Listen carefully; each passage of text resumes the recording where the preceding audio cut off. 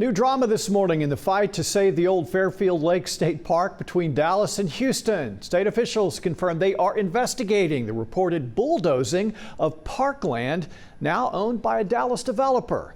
Now, the developer is accused of destroying grass and forest land without proper permits and without regard for the state's desire to take the park back. Come on, we're better than that. Dallas developer Shawn Todd has already upset park lovers, avid fishermen, and state parks officials over his plan to turn Fairfield Lake State Park into a gated community and country club. Freedmen families and historians are also upset about the fate of unprotected cemeteries. And now add to that list environmentalists. Bulldozing a prairie is like the #1 thing you've got to avoid, and somebody missed the ball there big time. Meet Alexander Neal, who was looking at fresh satellite photos of the state park and noticed something alarming. A clear-cut and plowed under parcel of land of historical significance in the middle of the park.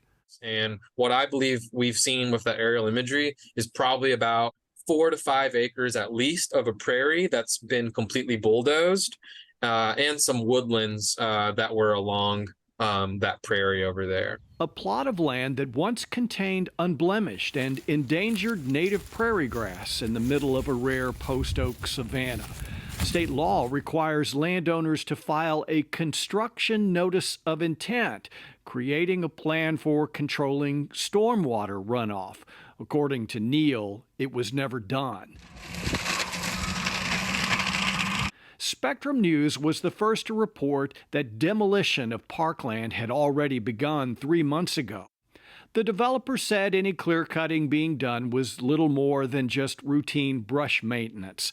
Neal says satellite images say otherwise. He has every right to develop whatever he wants on that property. But if you're not abiding to rules within the Clean Water Act and you're blatantly destroying some of our most cherished natural resources, that is an ugly image that I don't think any developer wants to have, especially someone who calls himself a preservationist and conservationist.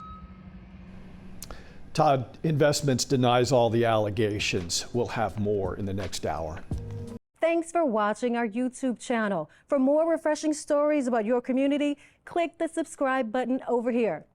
You can also download our Spectrum News app and tune in to Channel 55 on Dish and DirecTV to get live news coverage, weather updates every 10 minutes, and more. We'll see you then.